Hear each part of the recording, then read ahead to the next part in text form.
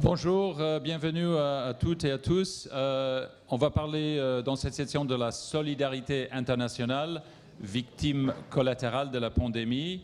Moi, je suis Victor Mallet, le chef du bureau du Financial Times à Paris, et je vais présenter les autres tout à l'heure. On va parler bien sûr des vaccins, mais aussi de l'aide économique, la dette, l'investissement, et se poser la question de si cette crise, cette pandémie a creusé l'écart entre les pays riches et les pays pauvres, et donc a fait monter les inégalités.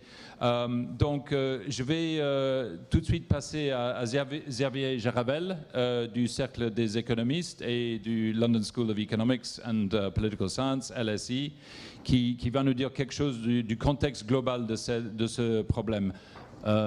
Xavier. Merci Victor et bonjour à toutes et à tous.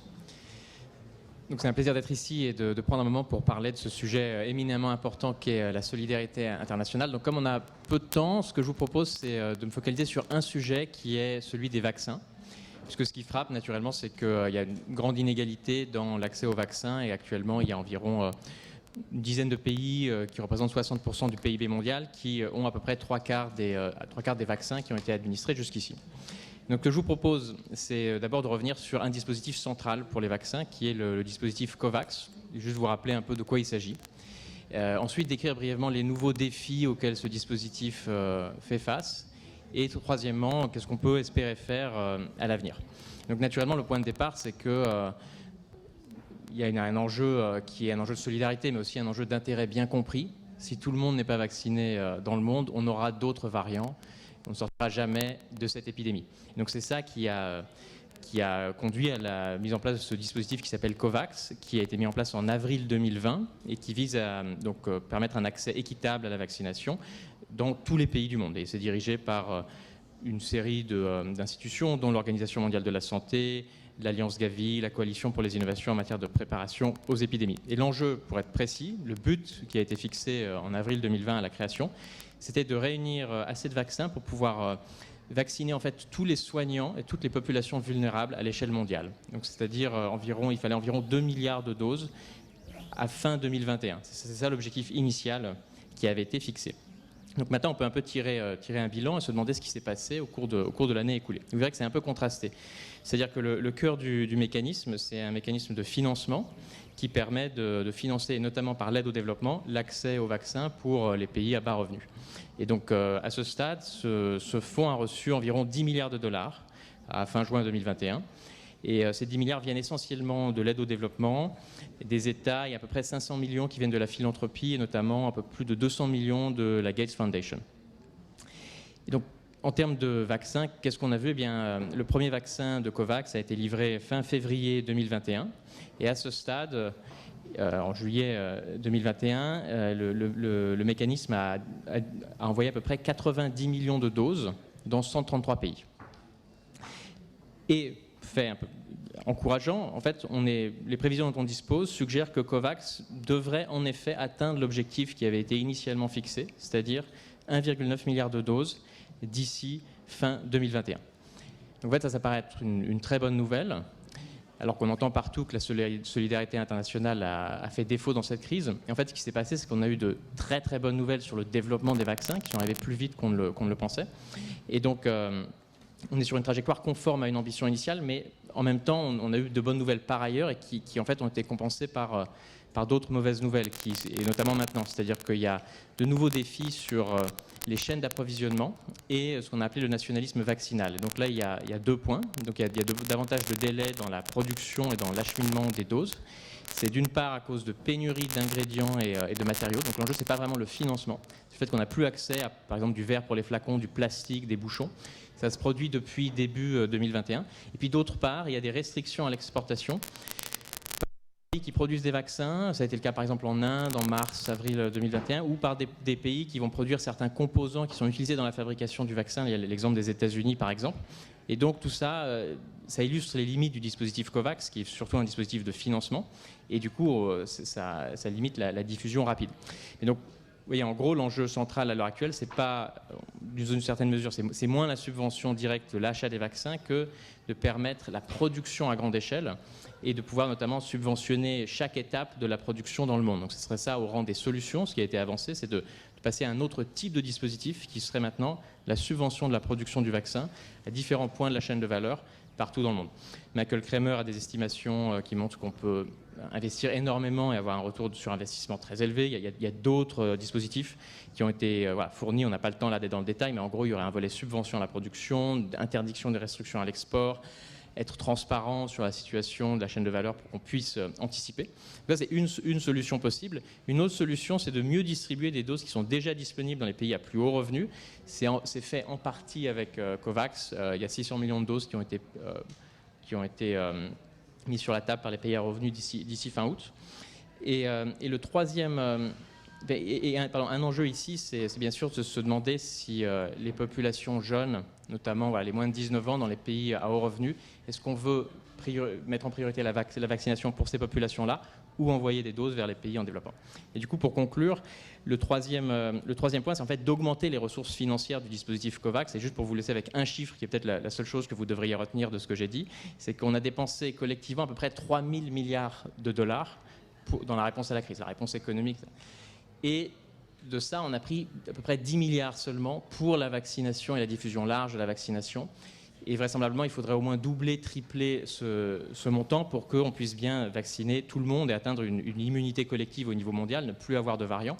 Le COVAX, il marche à peu près, mais il pourrait être mieux dimensionné pour avoir une ambition plus haute. Et la solidarité internationale, elle se fait précisément dans des crises comme ça, à la mesure des efforts qu'on est prêt à prendre en charge collectivement. Je passe la parole. Merci beaucoup, c'est un chiffre assez accablant. Merci pour cette analyse des limites de la coopération. Maintenant, Olivier Babot de l'Institut Sapiens, prof aussi de sciences de gestion à l'Université de Bordeaux. Je crois que vous aurez une analyse un peu pessimiste, si j'ai bien compris, sur la question qui est posée. Olivier. Oui, merci de votre invitation. Je suis ravi, comme chaque année, de venir parler à Aix. C'est Sioran qui disait Paris est une ville formidable pour désespérer, mais Aix est pas mal aussi comme ville pour désespérer. Vous savez, il y a aussi une phrase de Dutronc qui est rigolote. Il dit la différence entre les pessimistes et les déçus, c'est que les déçus, ils ont des preuves. Voilà. Je crois que malheureusement, nous, on commence à avoir des preuves. Vous connaissez la théorie de Nicolas Taleb qui dit que le monde, l'histoire ne progresse que par les choses qui étaient imprévues. Si on avait prévu le 11 septembre, il n'aurait pas eu lieu, et donc c'est ça qui change l'histoire. Il y a un truc dramatique dans le Covid, c'est qu'on l'avait prévu. C'est-à-dire que le scénario d'une pandémie mondiale, c'était, mais dans tous les organismes, ça avait été travaillé, c'était théoriquement un truc qui était parfaitement dans notre ligne de mire et ça ne nous a pas empêché de nous planter complètement. Alors, il y a cette phrase du ministre des Affaires étrangères, Yves Le Drian, qui dit, Jean-Yves Le Drian, qui dit le monde d'après sera comme le monde d'avant, mais en pire. C'est-à-dire que qu'est-ce qu'on voit qu'en réalité cette pandémie a rendu plus importante tous les problèmes qui existaient avant, elle a accentué, elle a fait apparaître de façon beaucoup plus étonnante et beaucoup plus visible tous les problèmes qui existaient avant. C'est Henry Kissinger qui dit dans le Financial Times, je crois, la pandémie modifiera à jamais l'ordre mondial. Alors, en fait, on sait depuis longtemps par la biologie évolutionniste que la survie, qui fait qu'on est tous ici les héritiers de ceux qui ont survécu par définition dans cette salle depuis plusieurs centaines de milliers d'années, même millions d'années, la survie, on sait que c'est un dosage subtil entre solidarité et concurrence, entre égoïsme et coopération. C'est vrai aussi pour les États. Et moi, je crois que malheureusement, plus que jamais, on est enfermé dans ce qu'on pourrait appeler un dilemme du prisonnier. Vous connaissez en théorie des jeux le dilemme du prisonnier. Dans le dilemme du prisonnier, vous avez intérêt à coopérer. Vous avez intérêt parce que votre meilleure stratégie, objectivement, ce qui vous permettra d'avoir le meilleur gain, c'est de coopérer. Et pourtant, on arrive forcément sur une stratégie non coopérative. La coopération, on voit bien l'intérêt qu'on en aurait, évidemment, en matière, par exemple, de lutte contre le changement climatique. Et pourtant, la stratégie préférée de chaque pays, en tout cas de beaucoup de pays malheureusement, c'est de jouer le passager clandestin. Quelle que soit la stratégie des autres, moi j'ai intérêt à ne pas faire trop d'efforts. Pourquoi ?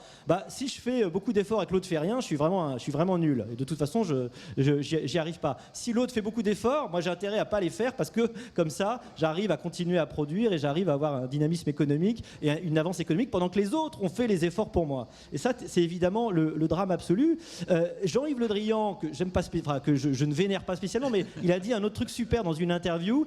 Il a cité en fait Clausewitz en transformant. Il a dit la pandémie, c'est la continuation de la lutte des nations par d'autres moyens. Vous connaissez la phrase de Clausewitz qui dit que la guerre, c'est la continuation de la politique par d'autres moyens. La pandémie, c'est la continuation de la lutte. Et qu'est-ce qu'on a vu ? En fait, aujourd'hui, ouvrons les yeux, il y a une lutte de modèles politiques. On a des régimes totalitaires. Mettons la Chine. On a des espèces de régimes au moins illibéraux, mais qui ne sont pas totalitaires, mais au moins autoritaires. Singapour. On a des démocraties illibérales. La Pologne, la Hongrie. Et puis on a des démocraties sénescentes, dont la France évidemment, probablement aussi les États-Unis, et avec des oppositions de modèles qui se sont vues beaucoup au moment de la pandémie, puisqu'on a pu voir que la capacité à imposer très rapidement des décisions très fortes de contrôle des populations, peut-être même à contrôler l'information d'ailleurs, ça donnait un avantage, malheureusement, aux régimes les moins libéraux, et les régimes les plus libéraux ont dû se débrouiller comme d'habitude avec la difficulté à faire émerger un consensus, avec la nécessité d'opposition, aujourd'hui avec le désordre informationnel. Alors, finalement, dans cette nouvel effet Mathieu qui apparaît, vous connaissez l'idée de l'effet Mathieu de Merton, c'est cette espèce de polarisation. Ceux qui n'ont pas beaucoup n'ont plus rien, et ceux qui avaient un peu, tout d'un coup, ont énormément. Et vous avez une polarisation du monde, cette polarisation, elle s'est accentuée. Alors, s'il y a une solution dont on ne parle pas toujours, et je termine là-dessus, c'est l'interdépendance. Comment on a arrêté la guerre en Europe ? On a eu une idée géniale, on a dit la seule façon, c'est qu'on soit tous mutuellement dépendants. Et on a créé la communauté européenne du charbon et de l'acier. Parce que quand on dépend chacun mutuellement de l'énergie, on ne peut pas se faire la guerre entre nous. Et le vrai drame aujourd'hui des nations, c'est si elles deviennent absolument indépendantes entre elles, ou alors si, évidemment, les relations d'interdépendance sont trop asymétriques, c'est-à-dire que certaines sont beaucoup moins dépendantes que les autres. Donc il faut échanger plus que jamais. Et donc le commerce mondial est une des solutions au désordre et à cette absence de solidarité. Voilà, merci. Merci. Quand je vous ai écouté, je me suis dit c'est un peu tragedy of the commons, c'est-à-dire on doit coopérer, mais on fait le contraire avec des mauvaises conséquences pour tout le monde. C'est un peu ça, non ? Oui. Maintenant, il y a quelques intervenants à distance et je vais passer la parole à Gargi Ghosh of the Bill and Melinda Gates Foundation, la fondation Bill and Melinda Gates. Et je crois qu'elle va nous parler elle est à Oxford en ce moment. Non, elle est, je ne sais pas où elle est en fait, parce que probablement aux États-Unis, pardon.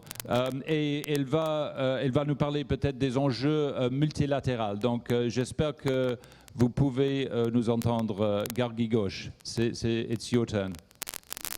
Yes. Oui, merci beaucoup. Oui, je suis sur la côte ouest. Alors, je vous entends bien, mais je ne vous vois pas. Eh bien, tout d'abord, je crois qu'on savait depuis le début que le multilatéralisme et la coopération allaient être absolument critiques dans la gestion de cette crise. On a vu effectivement que la situation était très mitigée. Les ingrédients de la coopération allait être la manière de sortir de cette pandémie la plus rapide et la moins douloureuse. On savait que avec une distribution coordonnée de vaccins qui commence avec les personnes de première ligne et les personnels de santé serait la meilleure manière de faire front et faire face à cette pandémie. Et la levée coordonnée des restrictions, comme la coordination des industries. On savait que c'était la voie à suivre et ce n'est sans doute pas une surprise que de voir que dans les domaines dans lesquels il y a bénéfices mutuels, ça a été plus facile que dans les domaines où ce n'est pas le cas. Et donc, alors que non pas un, mais plusieurs vaccins ont été développés, élaborés en un temps record, et il y a eu COVAX et le partenariat ACT-A pour distribuer et coordonner la réponse, là. Mais on n'a pas vu le niveau de solidarité continuer à se développer quand la pénurie de ressources est apparue et que la pandémie se poursuivait. Et donc, 80% des vaccins sont allés à un nombre de pays infime. Un enfant de 12 ans qui va être vacciné aux États-Unis avant mes parents et mes grands-parents qui sont en Inde. Je dirais que nous sommes face à une opportunité, une responsabilité, c'est d'apprendre des erreurs du passé et vraiment nous concentrer sur la collaboration et la solidarité. Parce que la pandémie est encore en cours. La première préoccupation, je crois, c'est de commencer à voir d'ores et déjà une lassitude et une frustration apparaître. Alors, on a tellement envie de pouvoir arrêter de parler de Covid et pouvoir reprendre une vie normale. Et nous savons que le risque associé à cela, c'est que cette pandémie devienne la pandémie des pays pauvres. Et on ne peut pas accepter cela parce que cela présenterait un péril immense pour la vie, la survie et la subsistance de tous. Donc je crois qu'il est très important de maintenir une dynamique. Il faut partager les doses et il faut augmenter en échelle pour la production de vaccins. Deuxièmement, je dirais que nous ne serons pas face à ces contraintes absolument tragiques en termes de vaccins encore très très longtemps. Nous savons que d'ici quelques mois, nous aurons un approvisionnement bien plus important. Et donc, c'est là que l'aspect logistique d'approvisionnement, de mise à disposition sera absolument crucial. Se préparer dès maintenant.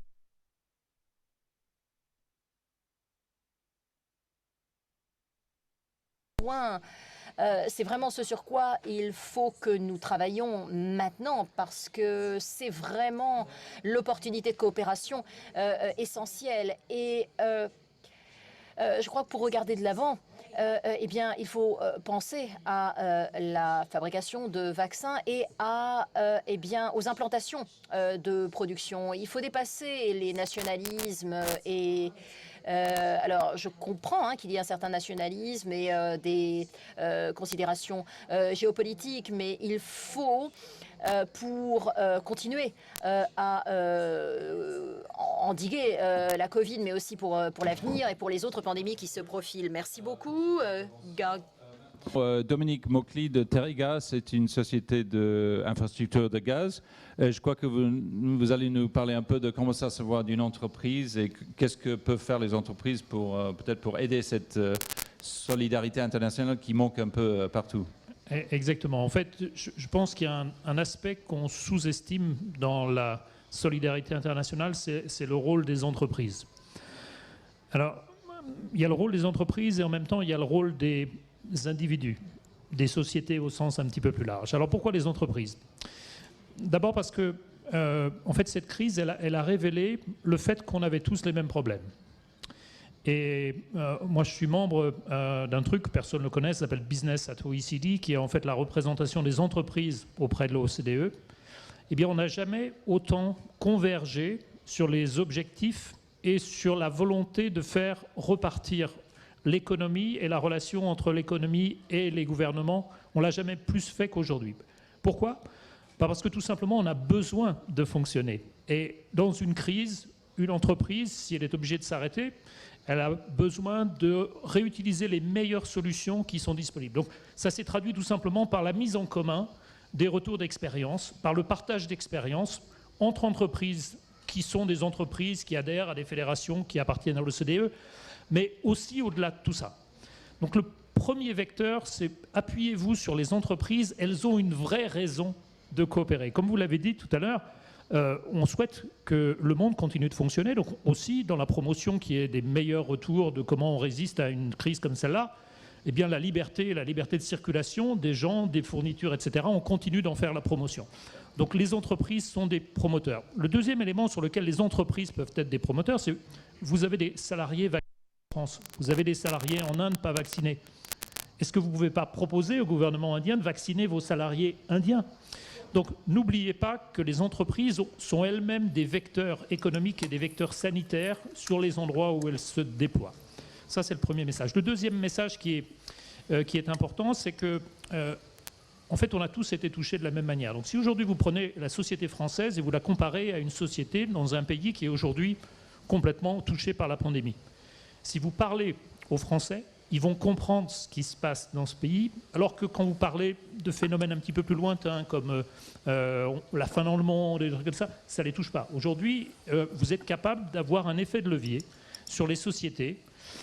Et donc ça m'amène à une autre proposition qui permet, parce que je veux dire la pandémie... Tout le monde est dans la même situation. Ouais, tout le monde est dans la même situation et tout le monde est capable de le comprendre. Alors, bien évidemment, la pandémie est un sujet, mais ce que l'on a devant nous est d'une autre nature. C'est-à-dire, on a la pandémie, il faut sortir de la pandémie, mais on a aussi le réchauffement climatique.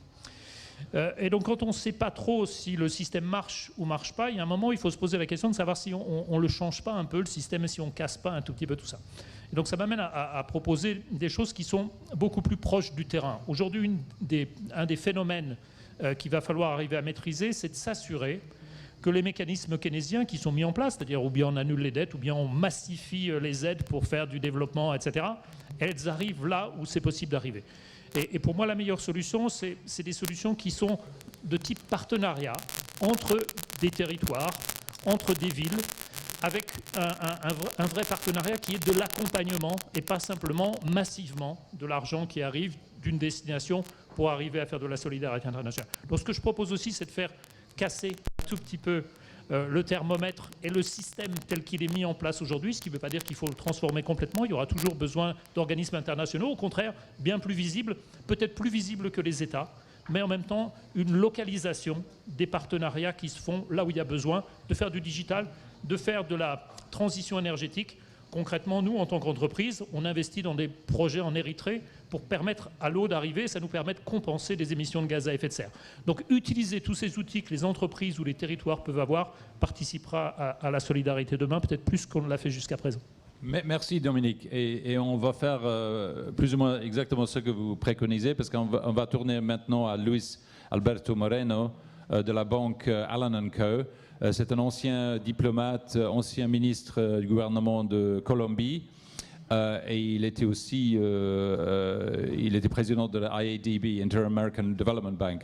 Je crois que vous êtes maintenant à Washington, mais vous pouvez peut-être nous parler de comment ça se voit un peu de votre coin du monde, de l'Amérique latine, toute cette crise de la pandémie. Elle a manque jusqu'à maintenant d'une vraie solidarité internationale. Luis. Well, good morning from Washington. Bonjour de Washington.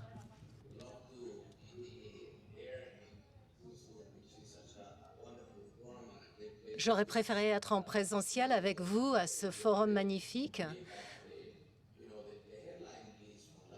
La une de l'Amérique latine est troublante, car nous avons 8% de la population et actuellement un tiers des lits au monde, des décès au monde, 37 millions de cas.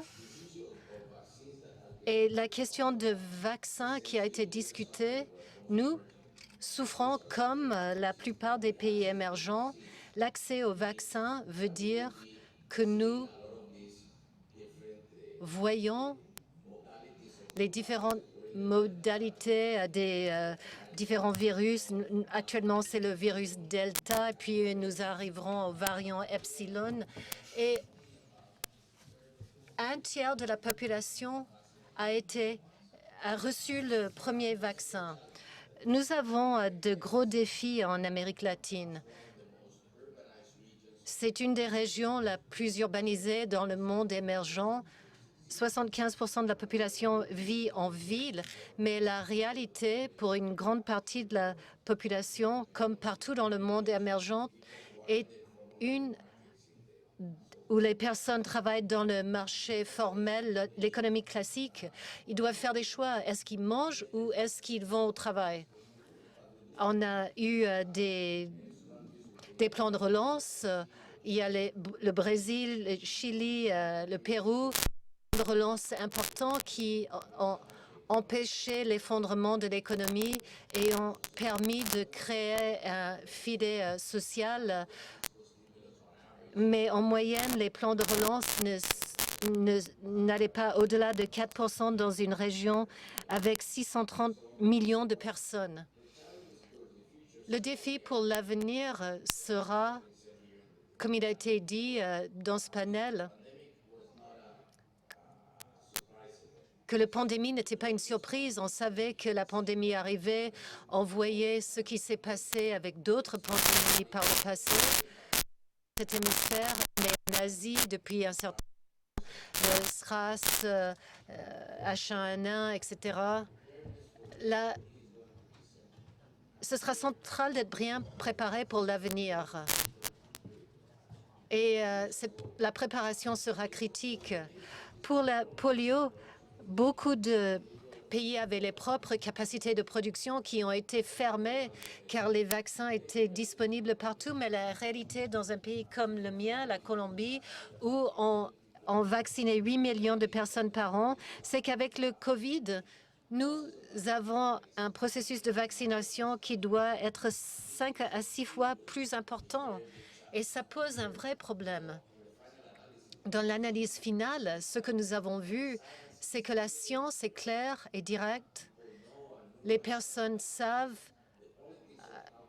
La politique du traitement du Covid a été différente à travers le monde. Et ce n'est pas l'exception en Amérique latine. Il y a des pays comme le Chili qui ont pu monter en gamme rapidement le nombre des vaccins. Et parfois, c'était trop tôt de lever le confinement et ça a fait revenir des cas, une augmentation des cas Covid. La situation en Amérique latine est encore pire aujourd'hui que ça ne l'a été il y a 18 mois, en mars de l'année dernière, lorsque ça a commencé. Ce sont les défis auxquels nous devons faire face et la solution, comme d'autres ont dit, nécessite une solution mondiale. Sans cela, nous allons vivre avec des pandémies qui vont durer dans le temps et on aura les conséquences des disparités au niveau des revenus dans les pays et entre les pays. Je vais m'arrêter là et je vous remercie. Bienvenue à la dernière de nos intervenants aujourd'hui, Nari Woods, du Blavatnik School of Government à l'université d'Oxford, qui nous parle d'Oxford, aussi à distance. Je crois qu'elle va nous parler un tout petit peu du rôle, comme Dominique, du rôle du secteur privé et aussi comment on pourrait peut-être retrouver la solidarité qu'on avait au moment où on a créé les objectifs de développement durable des Nations Unies il y a beaucoup d'années. Nari, c'est à vous. Thank you, Victor. Merci, Victor, et bonjour à tous. Je suis désolée de ne pas pouvoir être à Aix-en-Provence avec vous. 3 questions importantes pour la solidarité mondiale. Premièrement, les objectifs. Est-ce que nous avons vraiment l'objectif de vacciner le monde entier ou non? On n'atteint pas la Lune ou Mars en disant on va voir si on peut atteindre mi-chemin. Et l'engagement et les objectifs que nous avons vus en 2000 avec les objectifs du développement durable aux Nations Unies ont été le produit d'un leadership visionnaire, de la diplomatie dure, la construction de coalitions et le travail sur les objectifs. Et je voudrais ajouter que le secteur privé doit venir à la table de discussion.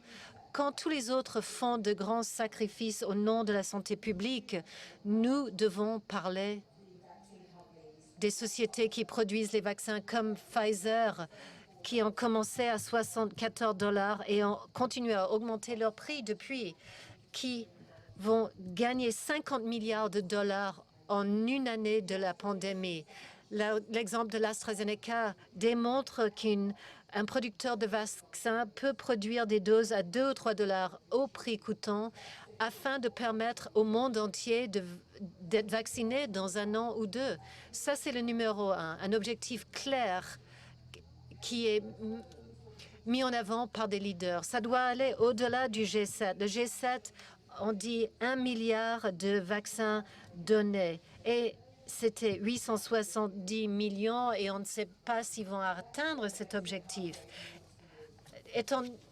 On dit on va atteindre mi-parcours pour la Lune et là, on n'atteindra jamais la Lune. Deuxièmement, les institutions. Dominique a dit qu'on devrait utiliser des coalitions ad hoc. C'est très bien, mais pendant cette pandémie, nous avons constaté que nous avons besoin de l'OMS pour partager l'information et diffuser l'information à travers le monde. Bien sûr, il faut faire des améliorations, mais ces dispositions nécessitaient une construction qui a duré 100 ans. Il faut les maintenir et les améliorer. Nous avons les institutions pour financer les efforts, la FMI, les banques de développement régionales. Il faut les utiliser. L'infrastructure existe. On n'a pas besoin d'une réforme de la gouvernance mondiale. Nous avons besoin de leaders politiques pour être leaders et utiliser ces institutions.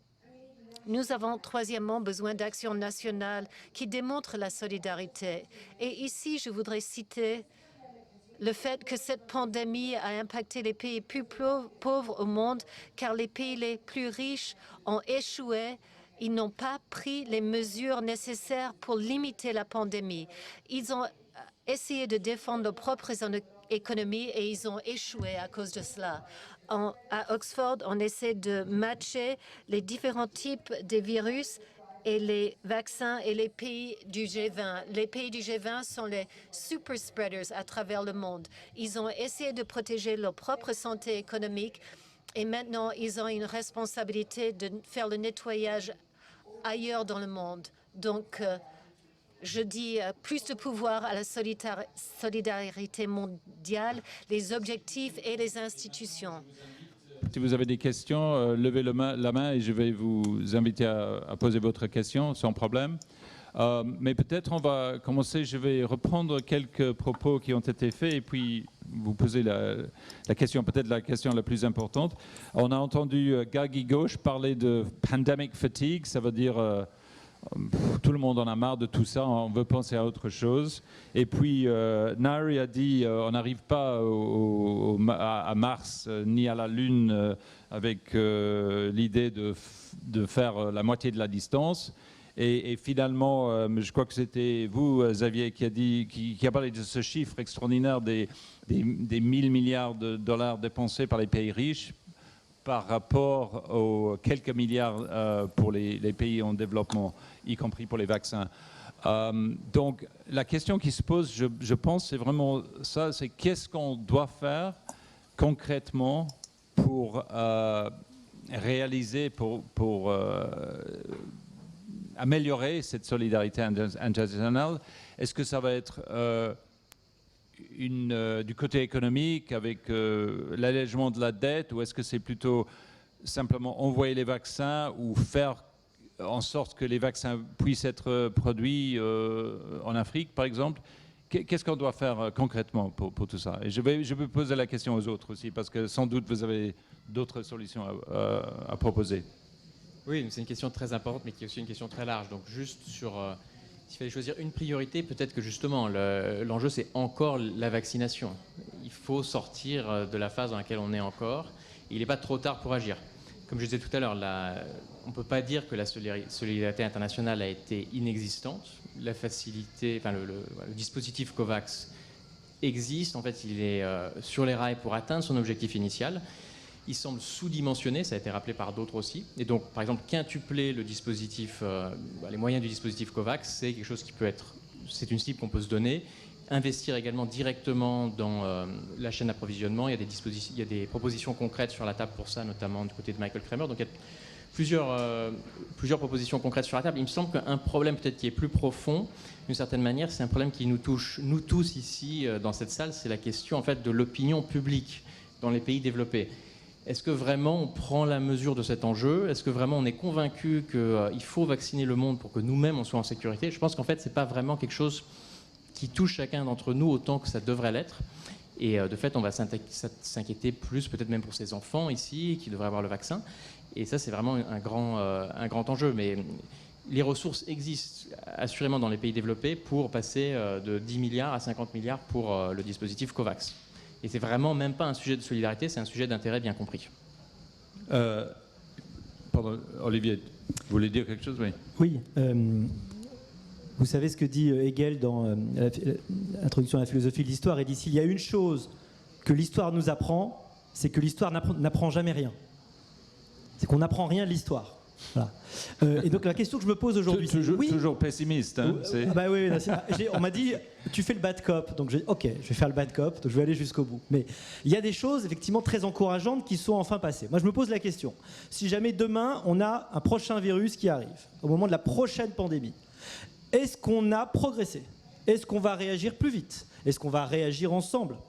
Est-ce qu'on va être capable de, peut-être pour certains régimes, de dire tout de suite quel est le problème et d'être transparent pour que ça soit plus rapide? Est-ce qu'on va être meilleur dans l'arrêt à bon escient des échanges des personnes? Je ne suis pas totalement certain. Alors il y a peut-être un point positif, pardon, je vais être un tout petit peu optimiste, en Europe. Bon, on a commencé super mal en loupant tous les tournants, comme d'habitude.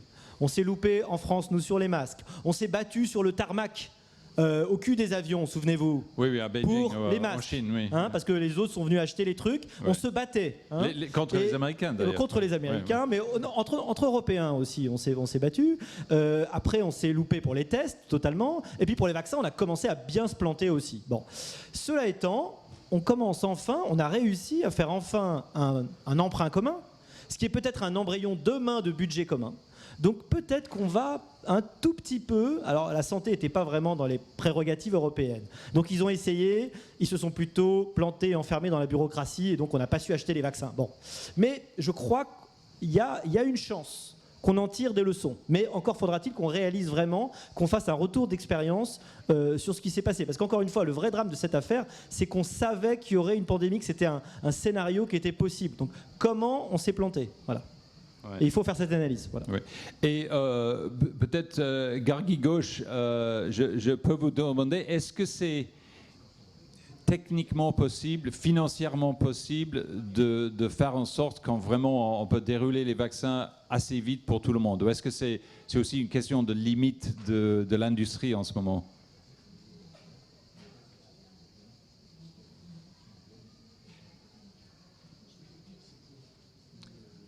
Vous la voyez sur l'écran parce que nous, on n'a pas l'écran ici. Ah ouais?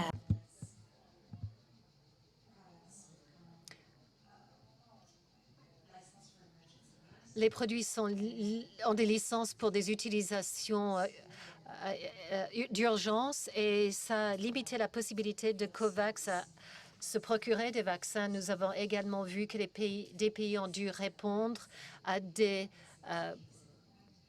pandémies très importantes comme en Inde, où le nombre de personnes frappées est monté en flèche. On voit la production qui augmente. COVAX est prêt et on montrait une image plus positive d'ici la fin de l'année. Et le financement est présent pour commencer, mais comme Nairi et d'autres ont dit, nous devons travailler tous ensemble pour arriver au bout de ce travail. L'autre question concernant la priorité, Et je suis reconnaissante que mes collègues ont parlé de 2 priorités critiques, la vaccination pour aujourd'hui et la préparation pour demain. Et je voudrais rajouter un 3e, c'est-à-dire le financement de la reprise économique, de nous permettre de sortir de tous ces problèmes. Nous avons peu parlé de la taille des problèmes dans les pays à faible revenu pour pouvoir supporter les chocs de cette crise comparée aux États-Unis et à l'Europe. Mais nous avons vu les effets. Nous avons vu que la vaccination de base a pris 20 ans de retard en quelques semaines. Nous avons vu une augmentation dans la mortalité maternelle. Nous avons vu une augmentation dans la violence contre les femmes.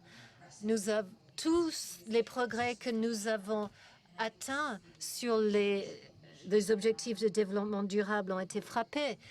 Et nous avons vraiment besoin d'une solidarité mondiale, des mouvements tels que les droits spécifiques,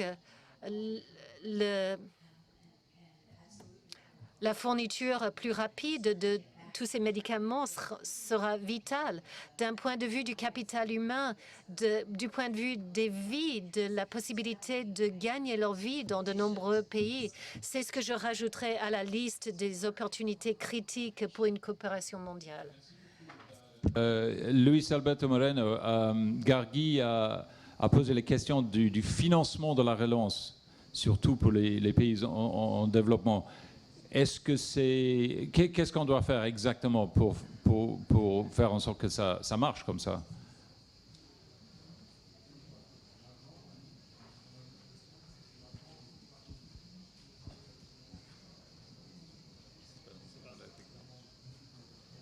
Vous la voyez sur l'écran là? Non? Voilà, on n'a pas d'écran ici. Luis Alberto Moreno, vous êtes toujours là? Non? Il est là maintenant? OK. Je ne sais pas si vous avez entendu la question. I can't hear. Ah, can you hear me now? I cannot hear. I don't know if you hear me. Un problème technique, il peut rien entendre. Can you hear me now? Now I'm hearing you. Ah, OK, bon. La question, c'était comment on va arriver à financer la relance économique. Gargi Gauche a parlé de ça, c'est la prochaine étape. Et comment ça va marcher, par exemple, pour l'Amérique latine, même si on n'arrive pas à trouver les vaccins suffisamment pour régler la pandémie. Après, quand même, il restera le problème de la relance économique pour tout le monde. Et c'est déjà en cours en Europe, mais autre part, je crois que ça n'a même pas commencé dans quelques endroits dans le monde. Well, clearly this is C'est la question à $1 million.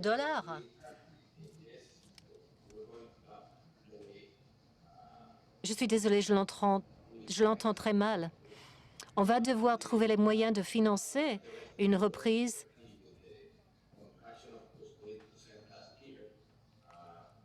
Nous souffrons d'une contraction de l'économie et on voit ce qui s'est passé avec l'économie américaine qui a eu un impact très fort sur l'économie de l'Amérique latine. La Chine, l'économie chinoise est bien en avant de toutes les autres économies pour sortir de la crise Covid. Nous avons beaucoup de produits, des commodités en Amérique latine et nous dépendons de ces revenus. Il y a également une pression inflationniste qui affecte notre économie et qui impacte le Brésil et d'autres pays dans le monde émergent. Et nous serons obligés d'augmenter nos taux d'intérêt. Oui, bien sûr, on aura une reprise ici, mais là, on a une contraction économique de 8%, la reprise sera environ de 5%. On n'arrive pas à revenir au point où on était avant. L'impact social est vraiment immense. L'Amérique latine a une pauvreté extrême. 10% de la population souffre d'une vraie pauvreté. Et pour améliorer la situation, ce sera difficile car la pandémie a aggravé la situation. Il y a un impact sur l'emploi, le marché de l'emploi. Beaucoup de sociétés en Amérique latine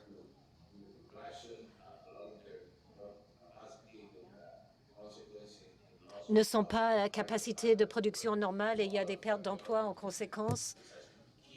Et le gouvernement essaie de demander aux sociétés de maintenir les emplois.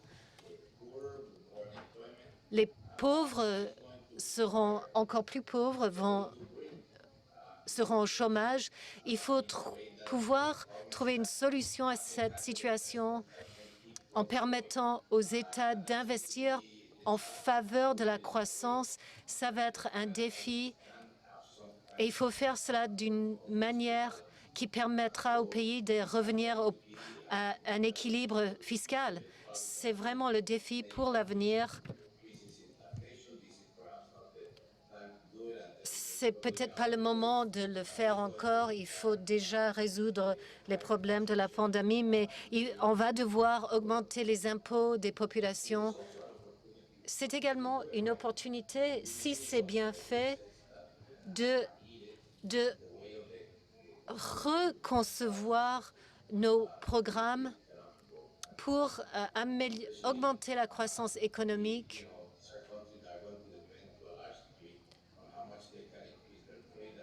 Les pays vont devoir augmenter le commerce entre eux également pour remédier à cette situation. Des questions de la salle? Oui, parce qu'il n'en reste pas beaucoup. Juste au fond, là, il y a un monsieur. Oui, non, au fond de la salle. C'est lui qui a posé la première question. Et après, on revient ici. Pas trop long, s'il vous plaît, parce qu'on n'a pas beaucoup de temps qui reste. Merci. Thank you. A question maybe for...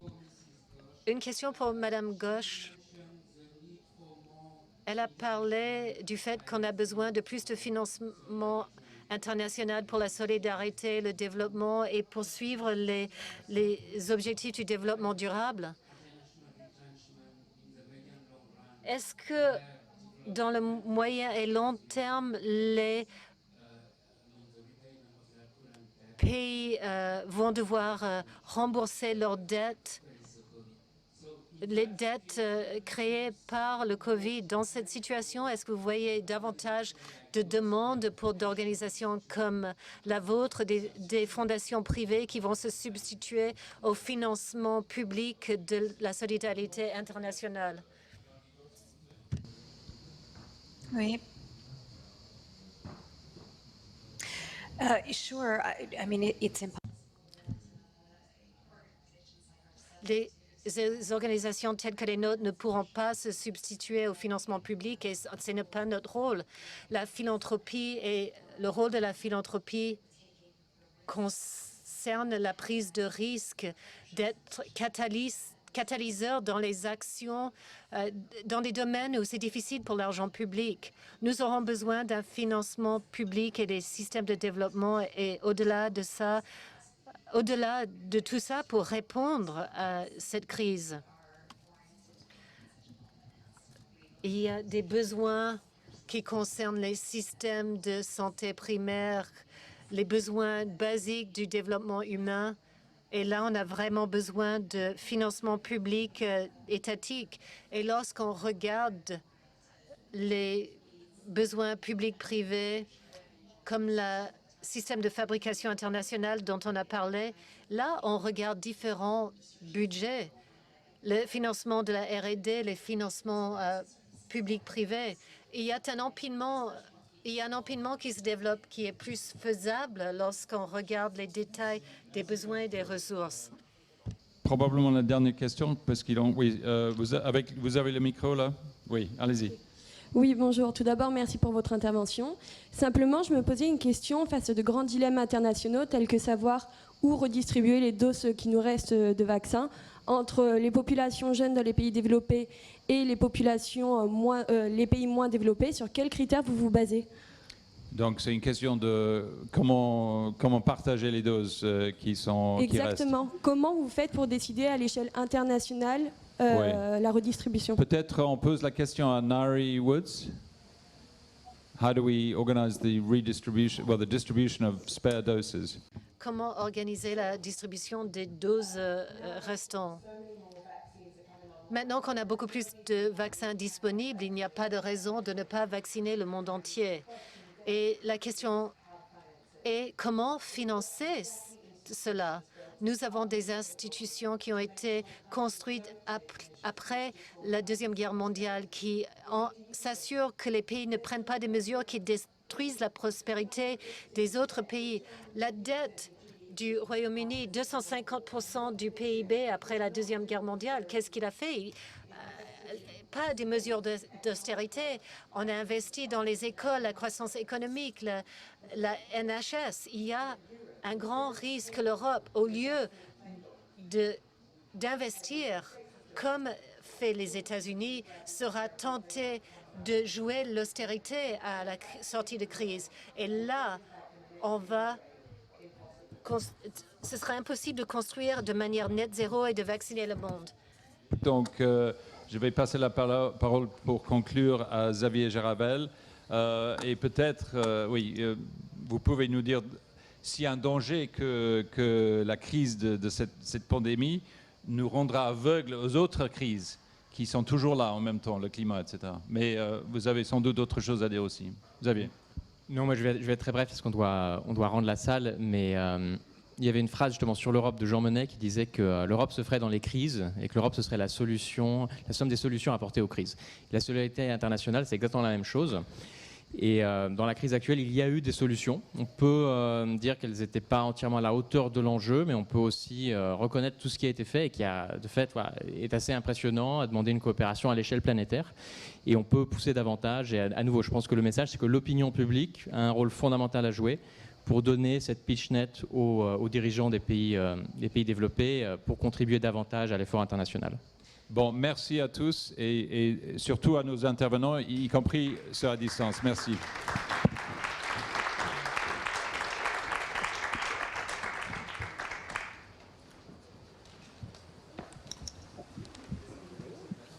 Bye-bye.